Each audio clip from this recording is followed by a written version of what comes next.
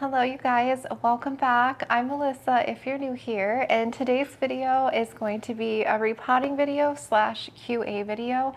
So I think it's been a couple months now where I had asked for some questions and several of you have sent some in, and I answered like I think 4 in a repotting video because I didn't have a lot of time.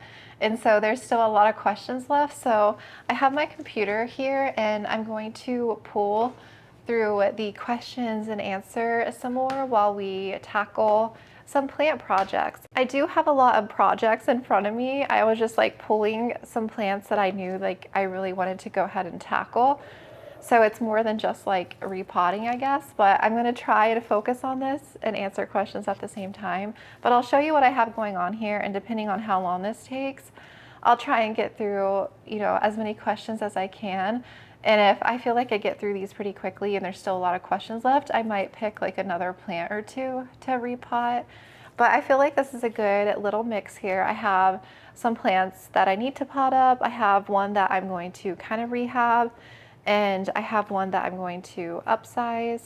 So I'll kind of show you what I have here and we'll get started with the questions. But thank you so much for sending those in, and sorry I didn't get to answer a lot of them yet, but hopefully I can get through a good majority of what's left here.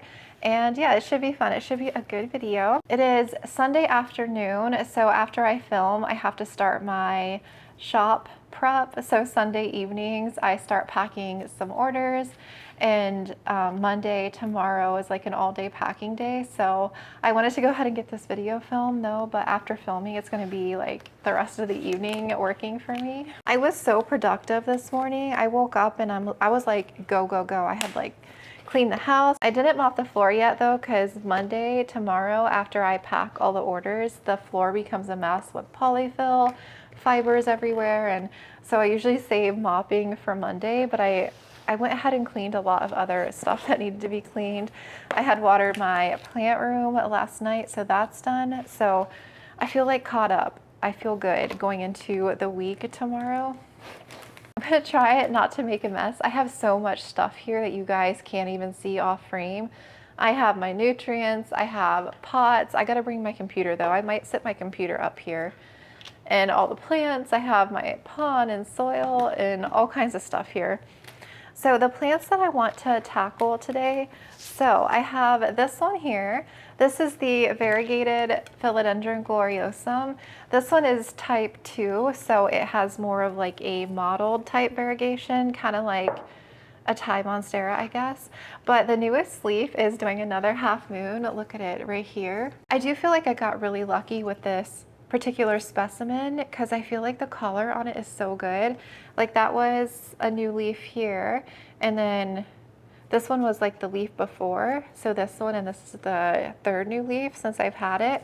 I haven't had it for too long. I got it in a soil mix and then I put it into stratum because I knew I wanted to grow this in semi-hydro. And with the questions, I do have questions on alocasia, anthurium, pond slash semi-hydro. I have several more shop questions and a couple personal questions and just some random questions. I was kind of going through and organizing them a bit.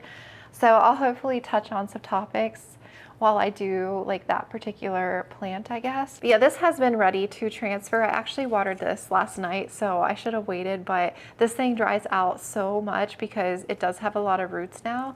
And because this is a crawler, philodendron gloriosum crawls, I'm just gonna pot it into a 4-inch for right now, and then I will have to use a long rectangular planter eventually. And I do have a self-watering one that my regular gloriosum is in, but I want to start it out in here and then let it get rooted, and then I'll transfer it because I don't want to overwhelm it with such a big amount of space, But yeah, I'm really happy with this one. I'm glad I got it. It's such a pretty specimen, and I love the pink veining on the back of the leaves too. Such a pretty guy. So I have that one. And then another one that I'm going to tackle is this philodendron micans aurea. So this is my original plant that has like literally grown all of this. I had chopped mine all the way back in a video, and I saved the 2 cuttings that appeared to be more variegated. This was at the very bottom of the plant. And so all this growth with all this variegation has come in, which is crazy. So I think what I'm gonna do is, I'm thinking about potting this into semi-hydro. It's in perlite currently, and you know, I was letting the cuttings root up, but it's been like long overdue to get out of here. So I'm gonna take it out of perlite, and I think I'm gonna go ahead. I only brought one self-watering pot out. I meant to grab another one. Or maybe I'll just do it in my aeroid mix and let it climb up a cocoa core pole is what I'm thinking. I might just do that, but yeah, I don't want to chop it or anything again. I think the newest leaves are all green, but that's okay. I feel like it's spitting out some good color, so I'm gonna let this one grow. And then another project I want to tackle is this alocasia here. So this is my dragon scale albo variegated.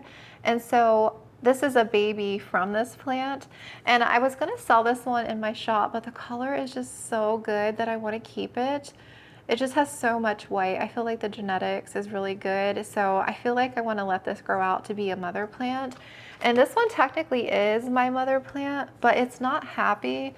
I struggle with jewel alocasias. I feel like they just don't seem to like me very much. Not all of them, but some of them. And I feel like this one I've struggled with ever since I got it. And I've cut a lot of leaves off, you guys, that just looked ugly, like a lot of browning and just, I don't know. I feel like it just doesn't like semi-hydro or pond, or maybe it's just me. I feel like I can't give it what it needs. So I'm thinking about dumping the mother plant out and potting it into my aeroid mix, because this one here, the baby plant seems really happy, and it's in mostly tree fern and perlite, and so it's holding on to the leaves, and I don't really see anything weird with the leaves. So I think I want to go ahead and take her out and pot her in there, and then I'll see if there's any more corms that I can grow out. I have a few more corms of the dragon scale albo growing right now, but they're still kind of tiny. But yeah, I saw this. I was going to sell it with the 2 leaves, and then this one came out, and I'm like, no, I have to keep this plant, because if something happens to my mother plant, I want to have like a backup, because I really do like this alocasia. So yeah, we'll upsize this one, because I feel like this one could use like a little repot into a 4-inch so it doesn't dry so quickly, and we'll handle this one. I am going to bring my computer in front of me here. It is June 1st, by the way, official first day of hurricane season. I was already thinking about that. We had that crazy, was it Hurricane Helene that came through? Oh my gosh. That was such a scary night. I made a YouTube video, because my husband was out of town that night. And it was just like, oh, it was a crazy night. We obviously didn't get it like terrible here as some other places, but yeah, it was a scary night. I'm not ready for hurricane season again. Okay, so which one do I want to tackle first? I kind of want to tackle the alocasias first, so let's do this one. We'll upsize this one really quick and then do this one. And here. And actually, one of the questions I believe was on this particular alocasia. Oh, okay, here it goes. So one of the questions, so I just rewatched your alocasia collection video. Did you ever work out if alocasia dragon scale prefers a more alkaline water? Just purchased an albo and I'm desperate not to kill it. So I initially thought, because it wasn't happy, that maybe I could try a more alkaline environment for it and see if it's done anything. I feel like I did it for the first week or two that I was going to try, and then I fell off that track really quickly. So to answer your question, I don't know if it's necessarily if it prefers that. I feel like mine just doesn't like semi-hydro. So I'm going to try moving it out and just see how it responds. And you know, seeing how this one is growing right now, it seems really happy in tree fern and perlite. So that's what I'm going to let it grow in a soil mix and just make sure it doesn't get completely dry. Because I feel like, I don't know what it is with jewel alocasia and me. I mean, my pink black velvet has done okay. It tends to lose a lot of leaves often. It like drops the oldest leaf, even in semi-hydro. So I'm even thinking about that one. Maybe I should just put it back into a soil mix or something. But yeah, I just didn't really try a more alkaline environment for it. I don't know, I feel like there's just so much watering and stuff that I have to do on watering day it kind of just slipped my mind, honestly. So I am using my aeroid mix, which is tree fern based, even though it is pretty chunky. I'll just have to make sure that these don't go completely dry on me. But I'm just gonna do a plop and fill. I'm not gonna disturb. Another alocasia question, I think there's like 4 alocasia questions here, was someone said that they keep rotting their corms or they take ages to grow. Not sure what I'm doing wrong. I guess it's hard to really say unless I know like what your current setup is, like how you're currently growing out the corms. I do know some corms can take a while to sprout, and I feel like, you know, certain times of year definitely affects that. I feel like mine tend to grow a bit more slowly over the winter season. And when spring gets here, they definitely grow more and grow faster and sprout faster. I use a heating pad for seedlings under my alocasia trays. The warmth definitely, I feel like it helps speed up like them sprouting faster. And then I keep them under 100% humidity. So if you're not using a seedling tray, I would try that out. And I use fluval stratum for my corms. I feel like it just works the best. I know some people mix it with perlite and stuff to, you know, because fluval stratum is kind of expensive, and so they like mix it with like half and half. I've started to do that a little bit and I didn't really notice too much of a difference, but I usually just use fluval stratum and just, you know, stick my corm down in there and keep it hydrated. Using a heating pad though, like a heating mat, it does dry out pretty quickly, the corms. So I do feel like that's the only downside of a heating mat, is you have to check the moisture on them. Yeah, and then just set them under a grow light. Mine are probably a good maybe 8 inches from a grow light. I use Barinas, the T5s. And other than that, I just let them do their thing. I will just check to make sure that they're not drying out and, you know, give them water. Fluval stratum has nutrients, so I just use regular water. And then once they sprout, I'll usually pluck the ones out that are sprouting the quickest out so that they don't get too squished. And I let them hang out in stratum a bit more, and then I'll start to transfer them like this one here. But if your corms are rotting, I would make sure that initially when you put the corm in there that it's not mushy or anything. If you let your corms sit out longer, at least in my experience, they'll tend to rot more quickly. So when I dig for corms, like if there's any corms in here after filming, I'm going to immediately plant them, because there have been times where I've let corms sit out like overnight. I'll like put them in a cup with a little bit of water, and sometimes I kind of let them go a little bit longer and I'm delayed on actually planting them, and those ones tend to rot more easily. So I personally wouldn't let the corms dry out. That one's all upsized. Oh, that's so pretty. So that's what I would try. If you, like I said, I don't know what your current setup is, but that's what I would try and see how that goes. I do have another container, yay. I was like, I brought out random Tupperware containers that I could pour stuff in. I'm always forgetting something. I'm sure I'll probably need something here in a second that I forgot to bring out. Okay, next question about alocasia. I have always heard that alocasia are spider mite prone, so I've never bought one, but I absolutely love the look of their leaves and actually just watched your alocasia collection video. Am I scared for no reason? Should I get one? What should I look for? Thanks and much love for you, Melissa. Thank you. So it depends on the alocasia. Like these guys here, the dragon scale, I've never had any issue with spider mites on these ones because I feel like the leaves are a bit thick. So very thin leafed alocasias like Michelitziana, the green velvet, that one is 100% a spider mite magnet. My Tanderusa is a spider mite prone plant. Alocasia Yucatan Princess, any alocasia with very thin leaves. Regal Shields has gotten spider mites before. If you're not using silica, I would highly recommend trying it out and using it on your plants. I've been using silica almost, has it been 2 years? I think it has been 2 years now. And I've noticed a lot of my, so silica will make your plant stems, like the petioles, thicker. and the leaves thicker, especially on my monsteras. So it makes it harder for the pest to penetrate through the leaf tissue. And so I feel like I have gotten less pest because of that. It hasn't stopped mealybugs on Hoyas. So mealybugs don't care.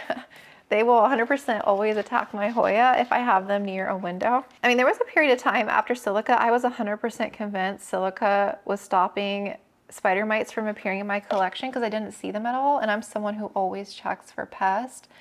And I eventually got some spider mites, so it's not 100% effective, but it does help strengthening like the plant tissue. You could always get like a more common alocasia that you can find like locally to you and just see if you even like it and if you like caring for it. Micans, I feel like that's a really easygoing alocasia, the Friedeck version, the variegated version as well. But they are more spider mite prone, so you have to check. So if you see little dots on the leaves, like I can show you, let me show you a new anthurium leaf got attacked by a spider mite because, you know, anthurium leaves, when they come in, they're very fresh, they're very thin, they haven't hardened off yet, so they're more susceptible to pests. So here's an anthurium that got attacked by a spider mite. You see the kind of mite damage there where the leaf tissue, there's all these little dots.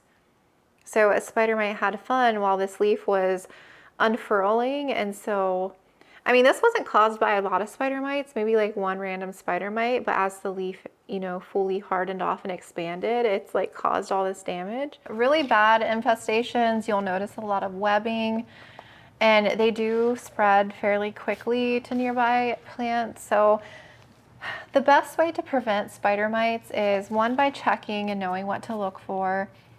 Keeping an eye on plants that are more prone to spider mites has really helped me because, like I said, I'm always checking because I have so many plants and an area of shop plants. I don't want there to be any kind of pest issue outbreak. So checking for pests is just always at the top of my list, and every time I water, I just make it a habit so that if there is something that pops up, I nip it in the bud like ASAP so it doesn't become like a huge problem for me. Let me dump this out. It's gonna be kind of loud here for a second. I was like, where did that water come from? Must have come from the wet pond.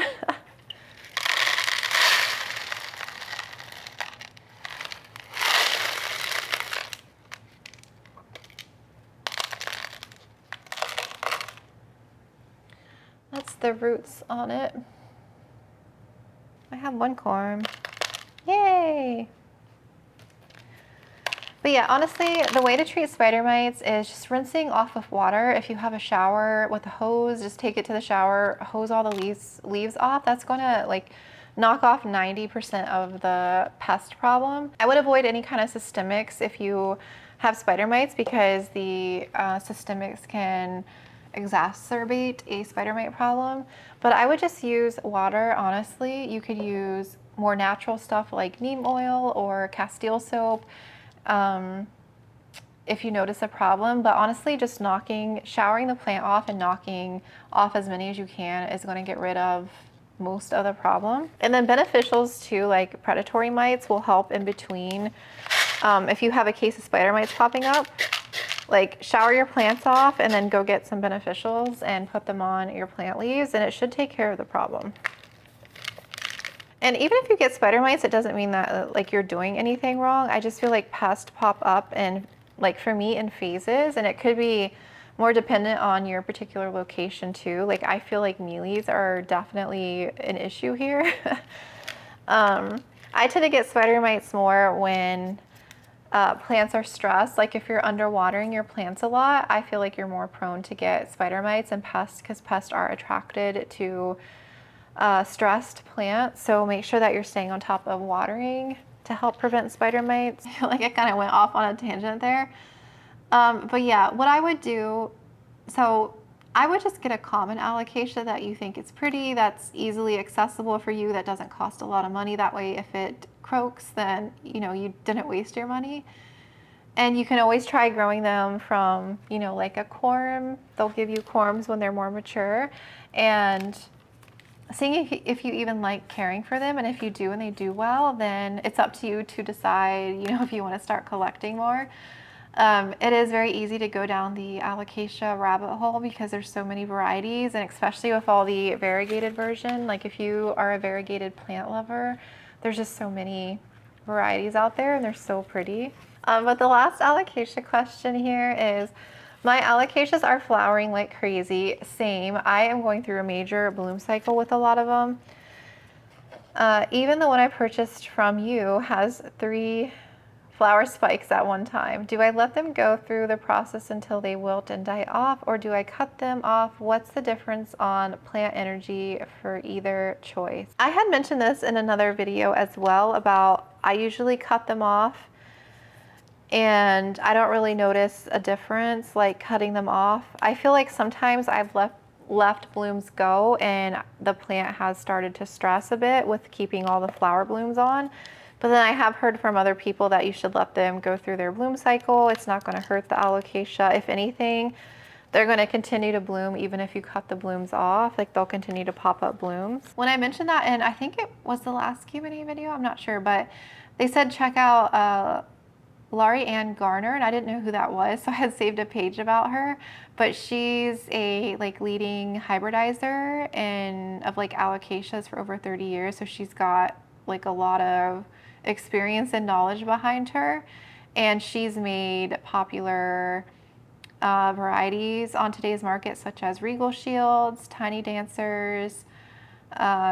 She's made the Summer Glory philodendron, and there's like a lot more. She has a bachelor's degree in botany and a master's degree in agriculture and plant physiology. I guess she had, or someone had asked her about the topic of cutting blooms off alocasias, and this is what she had to say. So in short, she basically said removing the blooms is not helpful to the plant and can result in adverse effects to the plant.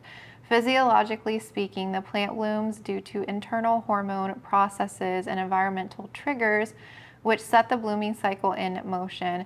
Cutting the blooms off will not alter these effects. If the bloom is not fertilized with a viable pollen, the bloom will die off eventually. In the process of the blooms dying off, the plant will recycle many of the nutrients used to produce the bloom in the first place. Cutting the blooms off before they die off naturally will prevent the plant from recycling the nutrients, potentially leading to weakening of the plant and nutrient deficiency symptoms. Moreover, the plant, still being physiologically in bloom cycle, will try to produce more blooms to replace the ones cut off, depleting the plant's nutrient inventory and energy stores in the process. But I have cut many blooms off of this one, and maybe that's why it's stressed, because I keep cutting them off. But they stink. Some of the blooms stink so bad and I can't stand the smell. I would say leave them if it's not affecting the plant.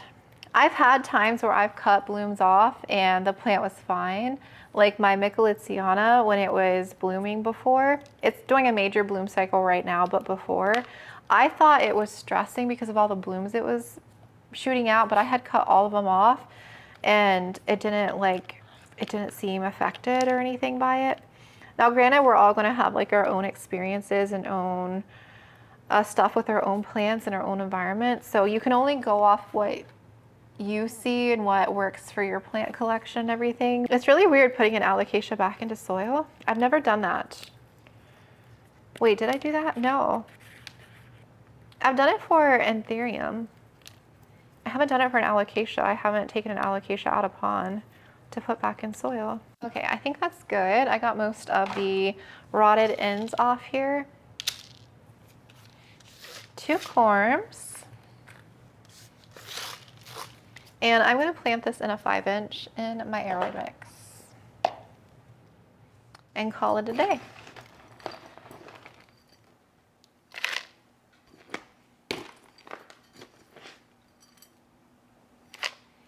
I should do self-watering, honestly, with alocasia. That way it can get that constant moisture. Okay, let me finish filling this.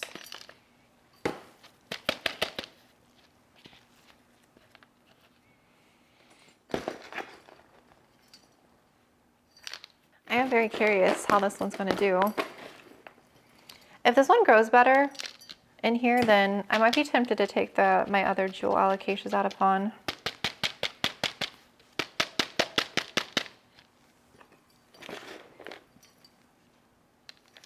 Oh, and I'll be able to see when I get more corms too, since this is clear.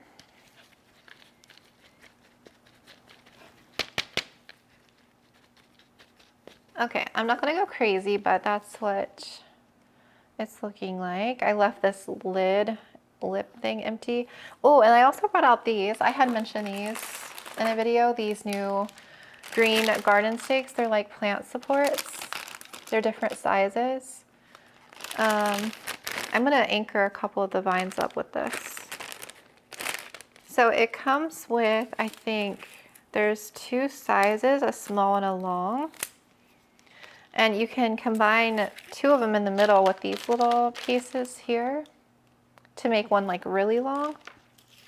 But I think I would just need short ones because the alocasia leaves aren't super long. So on the bottom it has a little spike that you can plant into the soil. And the top is this little U thing. And so stick it down in here. See, this is probably gonna be too tall. Yeah, it is. Oh darn, maybe it will just fit this one. Oh, are they both too tall? I need some shorter ones. Oh well, I'm not gonna be able to use this. But do you see what I mean? It like holds the vine up, like if it were longer. I could do it like that. Well, maybe I could do it with that one. Okay, give these a good little drink.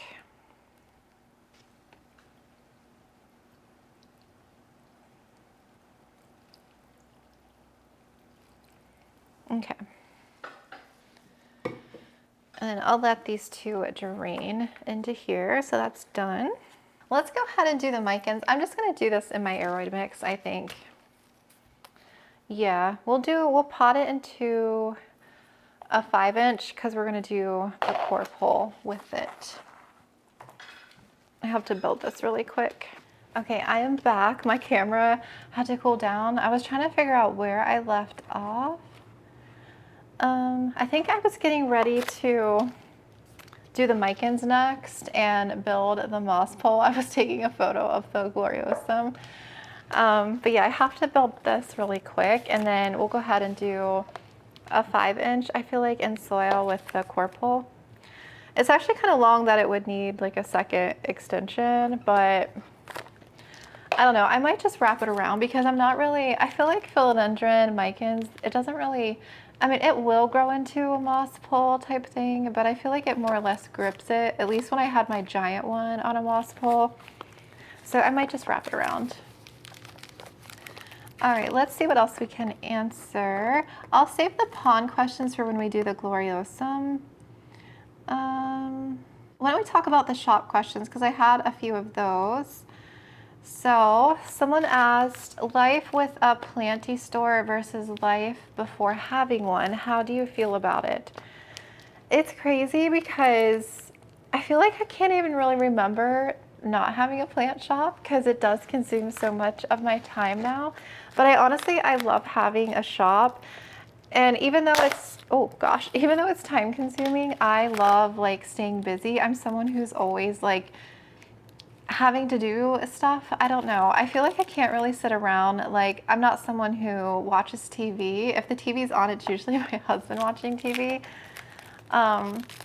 And I used to read, but I haven't really like read books or anything anymore. And so I feel like I've kind of consumed all of my time with plant stuff. And, you know, I still love plants like I did back when I first got into plants. Like, new plants bring me joy and excitement. I love caring for all of my plants. And the reason why I love the shop so much is because I grow everything out. So I feel like I'm happiest when I'm growing plants out from nothing and just seeing them progress. Like, I just really enjoy that. And if I ever feel like I'm so overwhelmed that I need a break, I do take like a break. And even though it's not really a break, because there's always stuff that I'm doing behind the scenes, like making plants, watering, caring for all the plants in the shop, growing more, there's always stuff that needs to be done. And some weeks I just get like a little bit of a break when I'm not doing a restock, whereas I'm not having to pack a bunch of orders at one time. So there is that little bit of a break in between. So I definitely don't want to burn myself out, because I definitely can if I wanted to, if I'm always constantly doing stuff. So that's something I want to be a little bit better about, is just not trying to do so much and trying to take little breaks here and there and like evenings off and stuff. But it's hard. Sometimes I feel like I don't want to get behind. So I feel like if I don't constantly do stuff, I'm going to get behind. So I don't know. I'm working on it. But I love having a shop, and even though I love just doing YouTube, because I've started YouTube in 2021, I definitely had more free time when I was just doing YouTube alone, but I also did a lot more short form content, so that kind of filled up extra time that I had doing both. I do think about the days still when I was working as a nurse and doing like I feel like my life's completely different now. It's crazy looking back and thinking about that. Oh, she is rooted. I don't miss those long shifts, and I don't miss feeling so stressed out and burnt out with that type of job. And working for yourself, it's different in a sense that I do have more flexibility and more freedom, but I do feel like I'm working now more than I ever did, if that makes sense. If I had a choice between doing this and going back into the hospital, like there's no way. I would definitely I couldn't go back to feeling that way and feeling so stressed and burnt out. So yeah, I love having a shop now and everything. I'm just so grateful to be here. And another shop question, have you thought about acclimating tissue culture plants for your shop? I've thought about it, but I feel like I'm already overwhelmed with what I currently have going on. Like there's no way I'd be able to manage bringing something like that and handling that. And two, I feel like to grow tissue culture out to be like a sizable plant to sell, I feel like that would just take some time. And I feel like I could grow props out roughly in the same amount of time. I feel like I like tissue culture, and it's cool that you can grow plants that way now, but I do feel like I still prefer to self-propagate and self-grow my own plants. I feel like it's more rewarding in that sense, rather than just mass producing a bunch of plants just to sell. Like I don't really want to do that. So I'm really happy with just doing this and self-growing everything. It's more rewarding for me.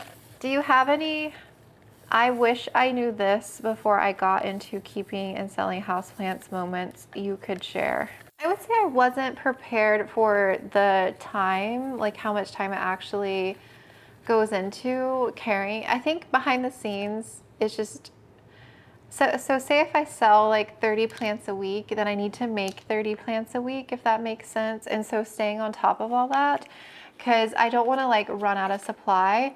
And it does take so much time to grow them out from like a corm. Like this here, you know, was a corm not that long ago, was one of these. So it takes time to grow like a sizable plant to sell. And granted, like some plants take longer to grow than others. And so that can be stressful sometimes too, because I feel like I always need to have a constant supply. Pests too is another like stress factor, because I don't want an outbreak to happen, because to think about all those plants that I have in there, and that would just be one massive headache. So I really do try and take the time to manage pests like in my own plant collection. If I see something arise, like I don't want there to ever be an issue. So some weeks I do feel stressed out, like when I was dealing with ants and when I was dealing with mealybugs there. Those were some rough weeks. Those really were some rough weeks for me. And then too, I feel like packing plants and shipping plants, it kind of gets repetitive. Like that's not really, like I enjoy the packing process and stuff, but I feel like it's a lot of like online work too. So I'm constantly checking emails. I probably check my email several times a day and getting back to anyone with any concerns, like if there's any shipment issues, and responding and then being on top of that. And then also it does take a lot of time to like upload the photos and do the listing. It's just very time consuming work. So it's a lot to manage the plants in one sense, and then to manage all the online work and everything is another big part of it. And then, actually packing and shipping the plants. So yeah, I feel like I knew in my head that it was going to be a lot of work, but not actually going through the motions and actually doing it every week did I realize, like, well, this really is a lot of work. So I think that's pretty much it that I can think of right now. I'm sure there's more, but those are probably like the top things I would say. And then, do you have any plans to scale up your plant sales, or are you happy at the current volume? I'm happy with your current volume as long as you are happy. And also, please don't stop selling until I can buy one of your Fridex. Well, I feel like I have a few more Fridex that are growing, but since my mother plants had a bit of a setback, it's going to be a little time before they can produce more corms again. So hopefully they can start producing some here soon. Do I have any plans to scale up? So right now I feel like I am at max volume. So it looks like, I wanted to show you, it looks like I did 2 cuttings in the perlite here, and there's actually another growth point coming in right here. I don't know if you can see, like right there. So that would be cool that there's another growth point that could potentially come in with variegation. But I don't think I'm going to disturb this big root ball at all. I think I'll just pot it up like this. I just want to try and get a little bit more of this perlite off. So yeah, with my current volume, I feel like I am at max capacity, because if I sold more plants each week, so if I did like double, I feel like there's no way I'd be able to do YouTube at all. Like I would have to go into full-time selling. And I feel like I would miss YouTube too much, because YouTube is like part of my income and everything. And then I feel like I'm mostly active on YouTube, so it's social media. I feel like you can't really have a shop without being on social media, because that's how people are going to find you and know about you.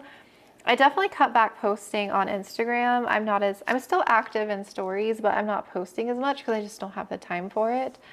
And my battery is gonna die. Let me change my battery and I'm gonna rinse this really quick and I'll be back. Okay, we are changed, and that is the root system there. Pretty good root system. There's just stuff everywhere. Just like, I don't know what I'm reaching for next. But yeah, I feel like I love doing these YouTube videos, and I don't want to not do them because I do love making videos. I love editing. I actually really enjoy editing, even though I literally get so sick of hearing my voice. I get comments. I've gotten like mean comments about my voice before. Either I talk too slow, or why does she sound like that? And just like, I can't change my voice. It is what it is, you know? And trust me, like I do get so sick of listening to myself back. That's probably the worst part of editing, because there's been times where I'm like editing and I just like, oh my God, I cannot listen to my voice anymore. Especially for long videos like this one. I'm probably gonna chuckle when I go to edit this part of the video. No, but I love making videos. I really do. And so I don't want to not do them. It's hard juggling both, because they are like completely separate businesses, so to say. And it's a lot. It's a lot. I mean, I could scale back and do like 1 video a week if I were to sell more, but I don't know if I really want to do that. And it's not as easy as like hiring help either, because I have gotten that before. Like, why don't I hire help? And the thing is like, I'm not really at that level to hire help. Like if I were to hire help, then I feel like it's just going to eat into like any kind of profit.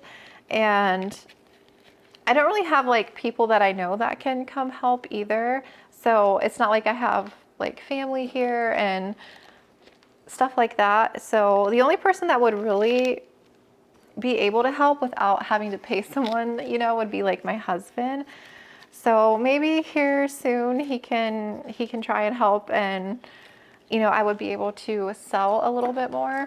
He has mentioned he is interested in helping a little bit, so we'll see.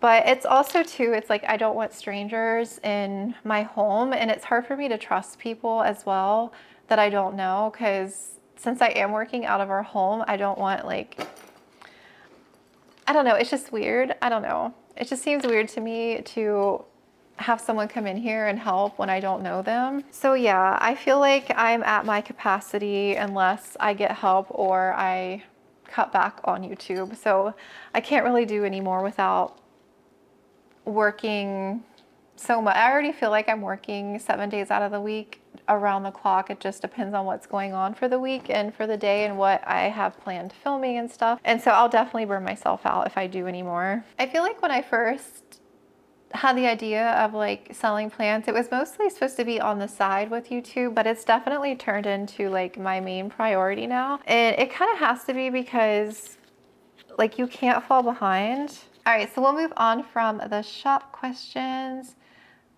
There was a couple like personal questions. How did you and your husband meet? I've talked about that before in some older Q&As, but we met back in 2004.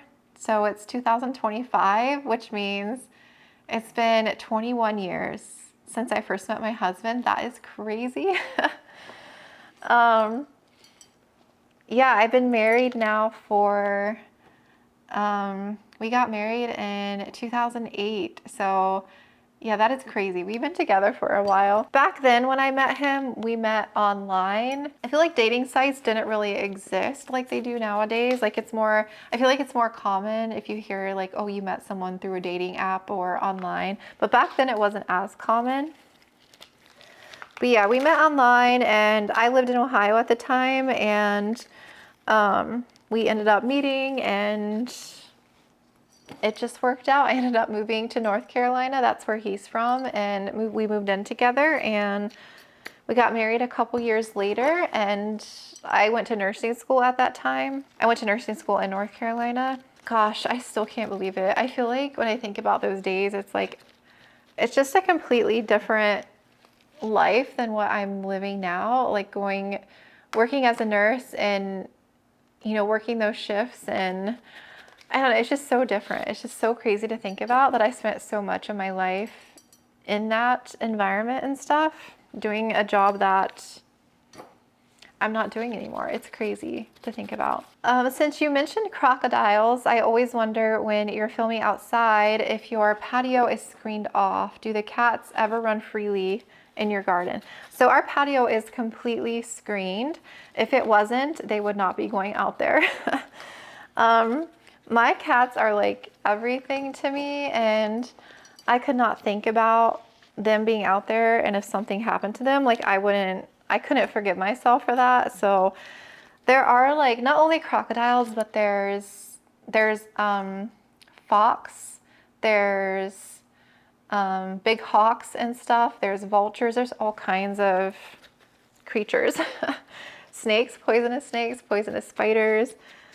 I don't know, I just could not let them roam freely out there. So yeah, they love just hanging out on the patio. Like I leave the door cracked during the day and they go in and out from the patio as they please. I'm always checking on them though. But they love being outside, especially or like on the patio this time of year because it's so hot, and they're just the happiest cats. Luna every morning is always the first one wanting to go out there. Like she's waiting at the door. It's like they want breakfast, and then after they eat, they're ready to go out on the patio. Unless it's winter time, then they don't like to go out there because it's too cold. But yeah, it is 100% screened.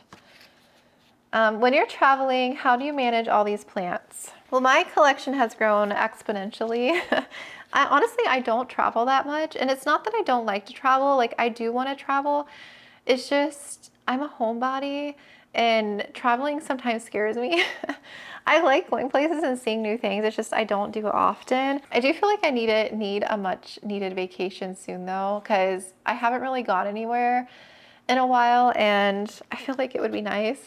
I have a big birthday coming up in January, and I would like to go to Hawaii, so maybe we'll see. But I feel like I don't know what I would do, because I feel like I can't go some weeks without watering more than twice a week on some plants. Like my nursery area, I'm watering twice a week. So I'd probably have to do some kind of setup where they're in bins and retaining more humidity while I'm gone so they don't dry out. And then I feel like my plant room is fine to go like every week, and some of my other plants I usually water once a week. But I wouldn't be gone, I feel like, for more than a week at most, because I don't want to be gone that long away from the cats. I would manage to work it out. I would have to do some like probably self-watering setups with some plants and putting them in bins and watering. I would probably water like the night before we left, and they would be good for a week.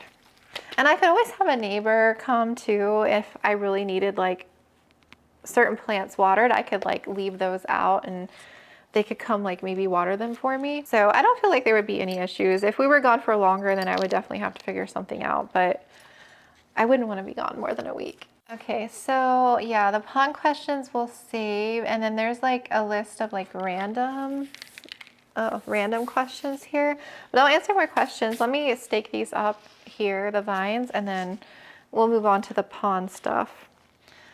Okay, so I'm thinking I'm just going to, yeah, I'm not going to be exact on this. Do I have anything to tie this? I don't think I brought anything. I'll have to get some string. I'm gonna have to order some of the string. I'm running out from the little packs, the core pole packs. Okay, I'm gonna do one more here. And I'm just kind of loosely tying these against the core pole. Oh, I'm actually gonna steal this pot that the gloriosum was in, since we're gonna do it in self-watering, because it's so cute. I think I found this at TJ Maxx. Okay, and then with the alocasias in here, we're gonna add more water into this one, and we'll let that continue draining. Okay, I'm all switched over.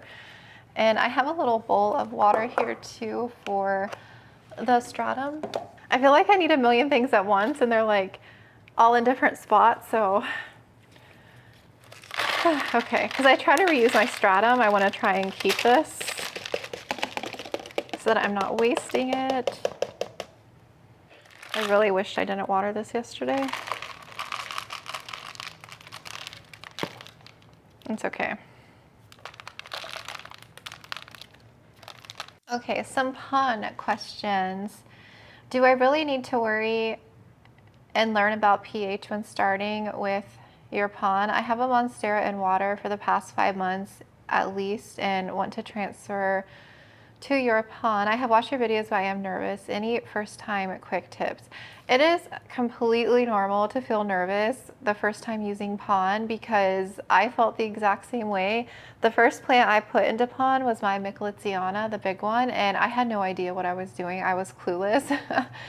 I tried to watch videos too on it, and I just felt like, I don't know, to me, when I'm learning something new, there's so much to learn and I get overwhelmed. I get like information overload because I try to learn so much at once. You really just have to practice, and the more you practice, the better you get. And monstera seriously just really enjoys semi-hydro. I feel like their roots are thick enough as to where, I don't know, I feel like all of my monstera really love it and enjoy pond.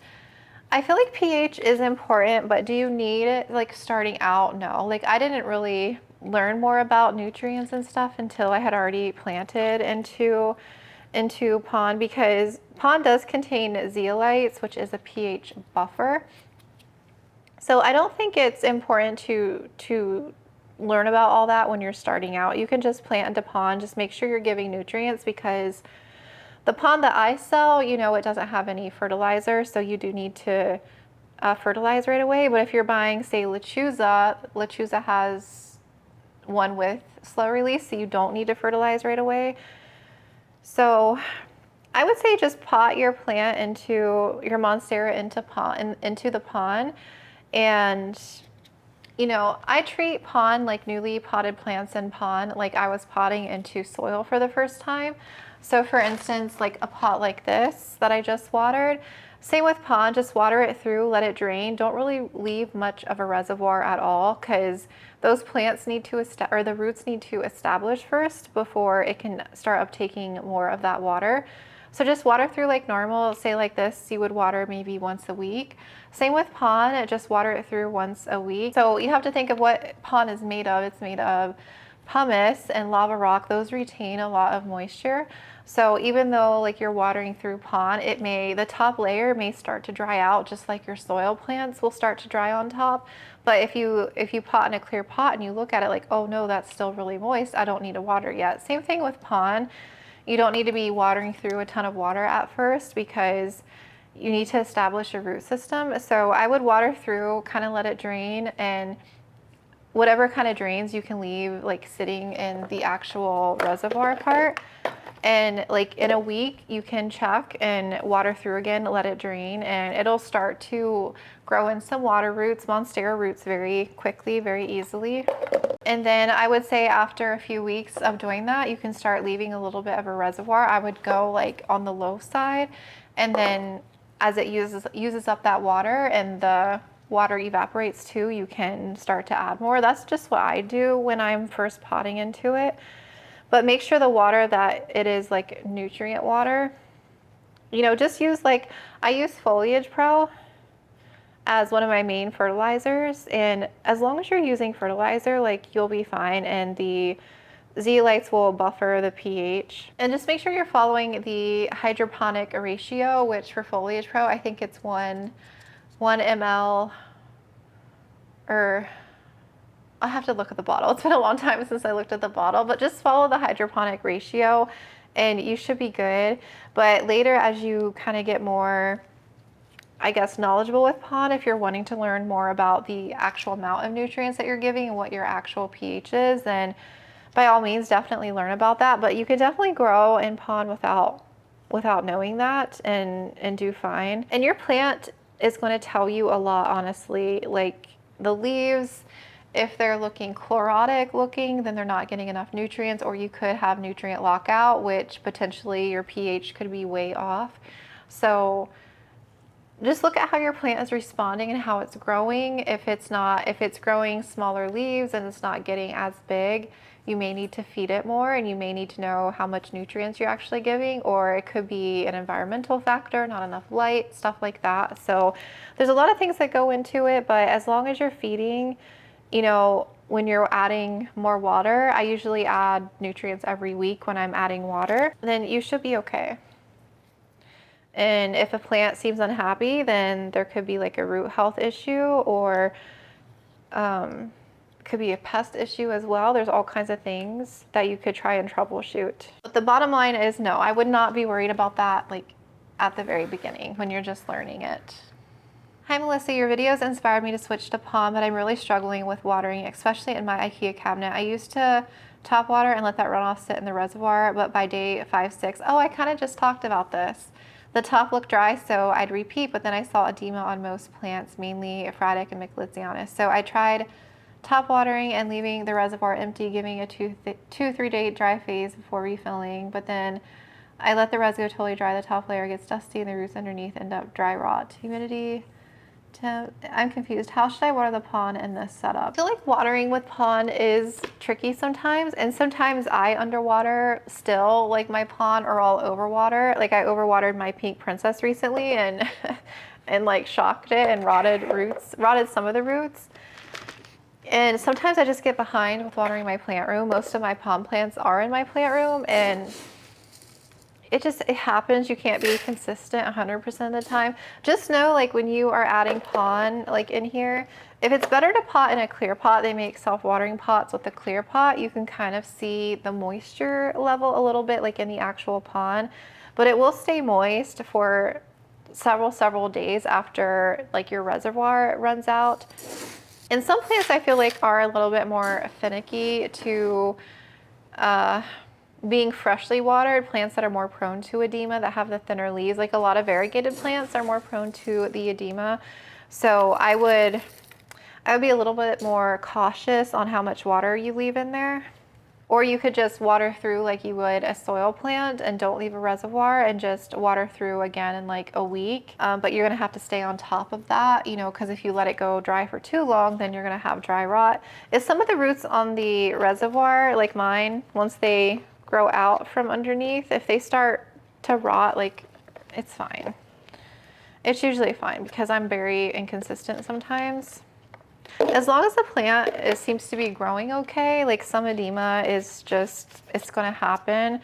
But if you don't notice like any kind of stress with the plant, or the plant, you know, still seems happy, then I honestly wouldn't worry about too much edema.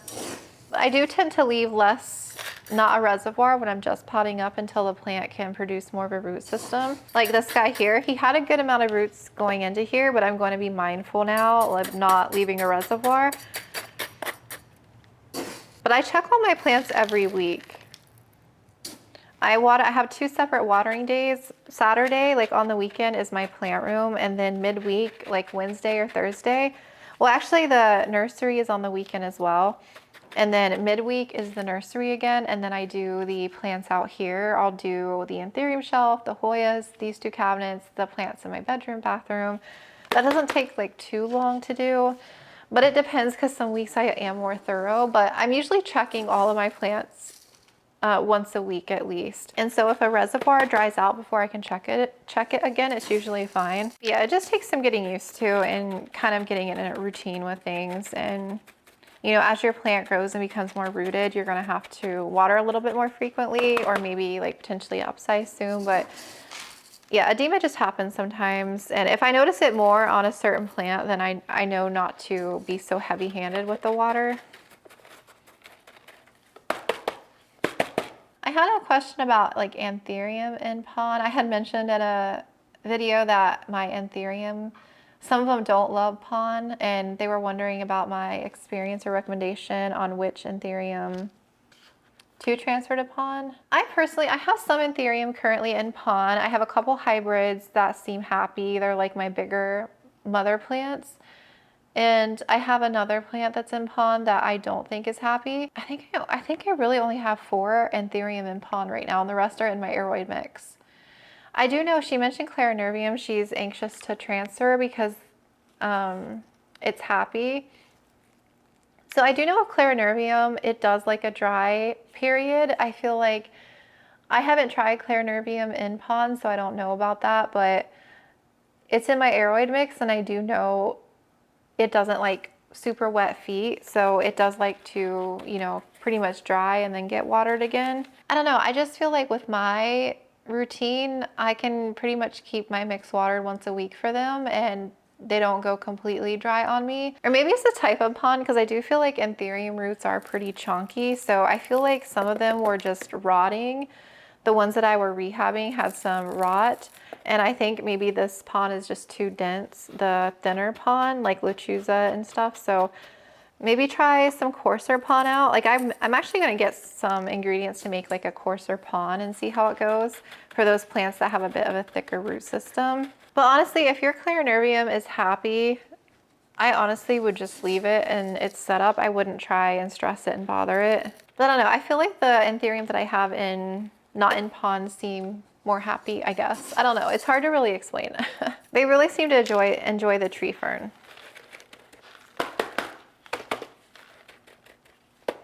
Ooh. So I kind of planted him at a diagonal. So I started kind of down here and then did him diagonal. So it would be like a longer distance before it would crawl off the end of the pot. So hopefully he can stay in here a little bit.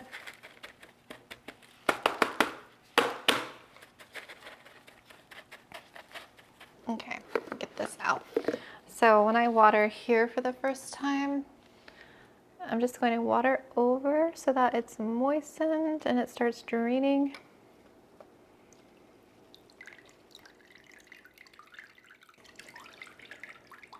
And kind of whatever continues to drip in there will be fine. And this should be good for another like week. I shouldn't have to add to it. So if I check it when I go to water my plant room on Friday, or on Saturday, it'll be fine. Because this top layer is gonna look dry though, but it's still gonna be moist in here, and there's not a lot of roots to take up the water, so it'll be able to stay moist a little bit longer. I love this plant. I love that leaf. It is so pretty.